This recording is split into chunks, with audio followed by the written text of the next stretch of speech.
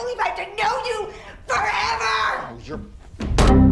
Okay, today is going to be a bit of a different topic. Recently I decided to watch this new movie called Marriage Story because it's been cropping up everywhere and people seem to be absolutely raving about it. Also, considering the video I did on Joker ended up being one of the most watched pieces of content on the entire channel, with well over 1 million views and extremely positive feedback, I sort of felt like, why not? Well, I hate this movie. I really, truly, absolutely hate this movie. However, just because you hate something doesn't necessarily make it bad cinema. To start off with, the acting by Adam Driver and Scarlett Johansson, the two main characters, is brilliant. And when I say brilliant, I don't mean the standard shallow usage of just plugging in a powerful adjective. I mean it's a spectacular, truly brilliant display of deserving Oscar nomination performances. Not the film, the actors. Very important distinction there.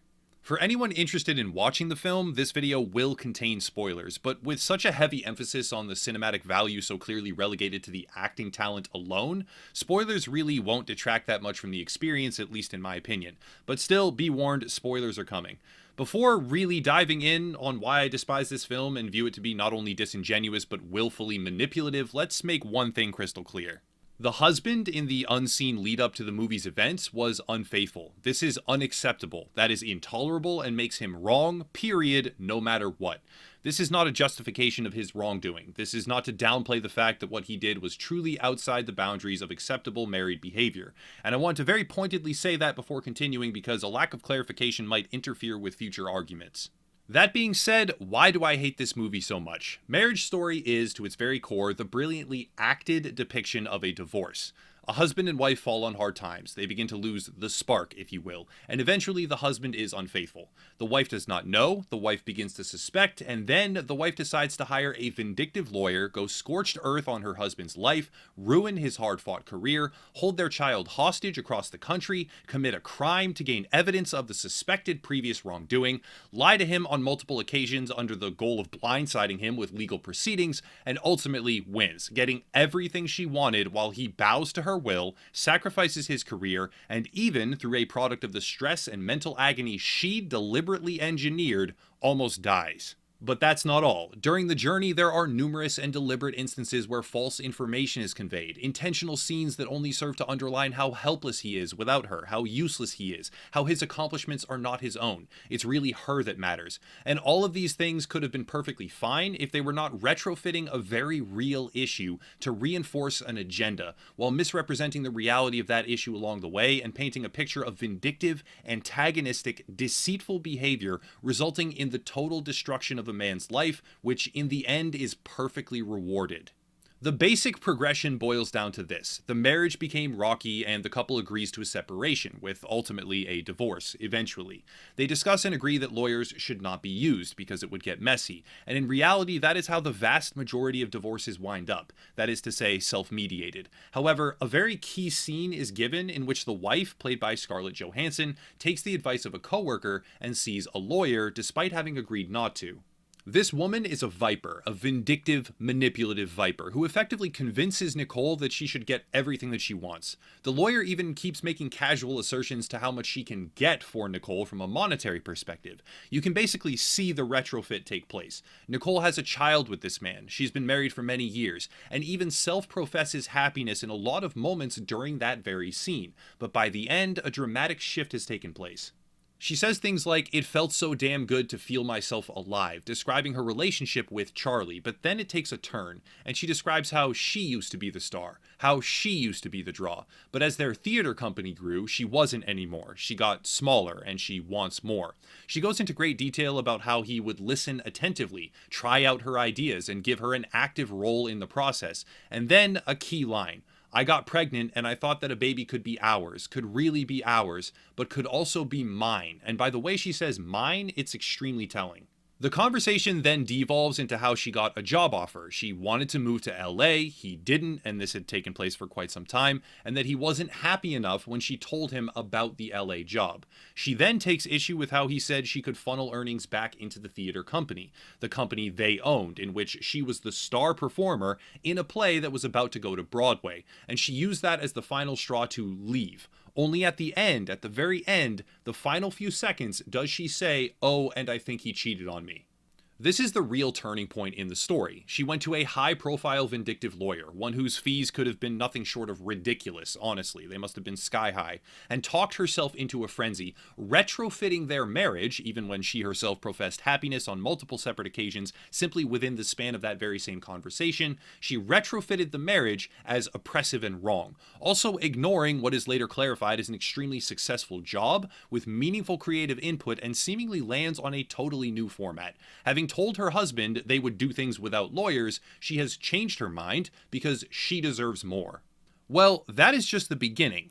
She then tells her husband, who is in the midst of launching a new high-profile play, having just won a large grant to make it all possible, that he can take his time. It's not a big deal. He takes her at her word and continues with his work, until her lawyer calls, prompted by Nicole herself, to explain how he should have responded within 30 days. And now, because he has not, he must fly to LA, get a lawyer immediately, and respond or risk losing custody and large chunks of his livelihood, which would destroy the theater company and the career of all employees there. This is also a multi-pronged attack. Not only has she told her husband originally that it wouldn't be a legal battle, she also said it's not a big deal even when serving him the papers. Take your time, etc., lulling him into a false sense of security through trust. But right alongside that, she has been going to all the lawyers in LA as he is forced to make an emergency flight back and find one, consulting with them, specifically so he cannot get a lawyer and would be penalized with the maximum adversary ruling because of that. She decided, I want more, and then lied to him on multiple occasions to trick and manipulate his behavior so that he would either lose his child or his career. But still, narratively speaking, that does not justify my entire hatred of the movie. If that were truly the premise, I could probably still conjure up respect for the sum total of all its parts, but it goes further. For some reason, there is a decisive effort to layer in particular scenes that subtract any and all sense of autonomy and value from Charlie the husband. There is one where Nicole, at her new job, quietly adds a tip about arm position, and in the span of a few seconds, the entire directing cast appears to begin worshipping her, because that singular comment was apparently inspirational. In the scene after, they are flocked around her, creating the subtext that her small suggestions are so monumental they can shift an entire production. This is further reinforced in a meeting after she tried to ruin Charlie's ability to even fight for his own child, when there is a scene in which food is being ordered. For some reason, the artistic decision is made to have Charlie so incapable of functioning that he has to hand the menu to Nicole so she can order for him. The problem here is the blatant contradiction. The premise is that she is reclaiming her autonomy. He makes all the decisions and she doesn't know who she is anymore, so she is going to be a brave, strong woman and reclaim her space. But in the exact same breath, they deliberately show him as this incapable, nearly infantile person who relies on her authority and decision making. You can't have it both ways. These types of scenes are everywhere. When Charlie finally realizes what Nicole has done to him, how she is trying to tear down his entire life, he gets his own vindictive lawyer. And in the courtroom, the claim is made that his award money, his entire career success is just because of Nicole. A claim that, narratively speaking, is clearly being pushed as true. It also gets revealed that Nicole hacked Charlie's laptop after she lied to him in order to pull off a tactical litigation equivalent of blitzkrieg. This is a crime, which she perpetrated to verify her suspicions of infidelity, but all of it pales when compared to the custody propaganda. And I say propaganda because that is truly what it is. A small personal note here, I know a bit about this process. Not a lot, I was rather young, but a little before my teenage years, my parents separated. I love my family with all my heart, however, the results were unilateral. My mother got the kids, she got the house, she got money every month and more, while my father got nothing and was forced to operate as a support facility removed from the once unified family. During the scenes revolving around custody, Nicole gets lectured by her vindictive shrew of a lawyer, and the lengthy paragraph is nothing but misandrist anger. The claim is that men are accepted for their flaws, so they are awarded custody. Men are fallible and embraced for their fallibility, but the expectation is that mothers be perfect. But in terms of court ruling, this is a bald-faced, pathetic, and manipulative lie.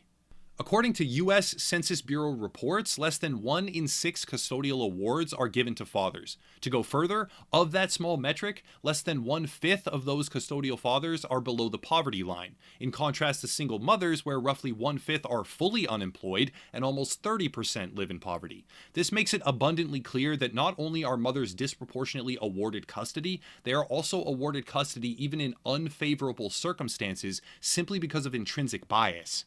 The propagandist claim that she has to be perfect to gain primary guardianship is a lie. She is far more likely in almost every conceivable scenario to be awarded custody, thereby annexing the child to a separate coast after destroying her husband's ability to fight back, all the while singing manipulative little songs in his ear to keep his guard down.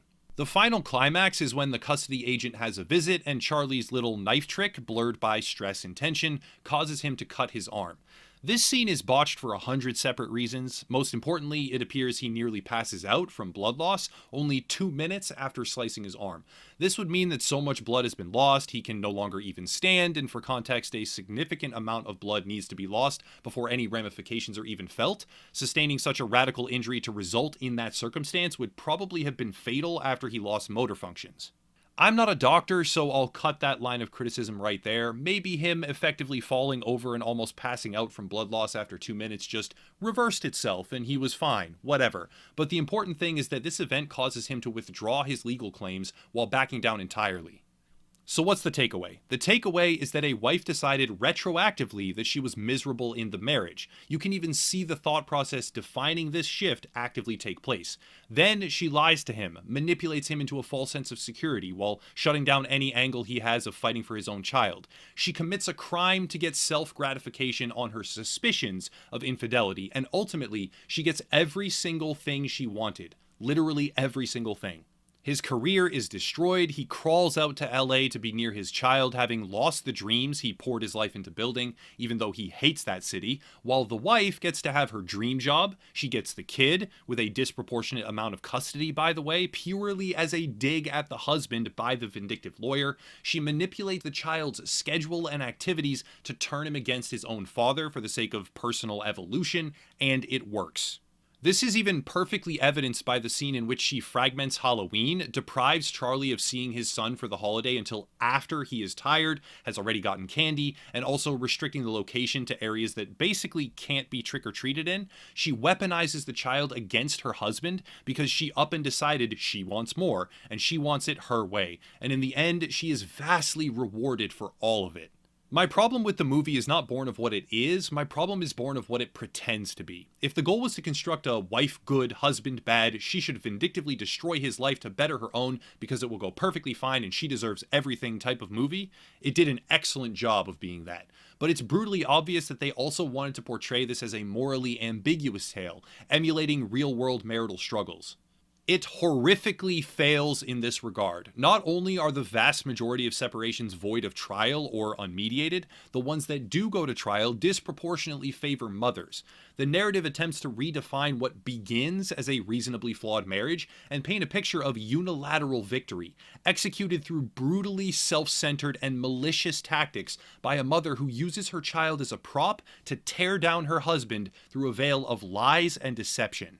I despise this movie. The acting is brilliant, and if I redefine my expectations around the acceptance that artistic work does not always need to spur positive emotion, it is wonderfully successful. However, it constructs a narrative wherein the takeaway revolves around an obvious message of preemptive, not to mention vicious aggression, rewarding perfect, pristine victory. If it were centered on something other than real-world, brutally complicated and emotional litigation, I would probably have loved it, but as it stands, despicable.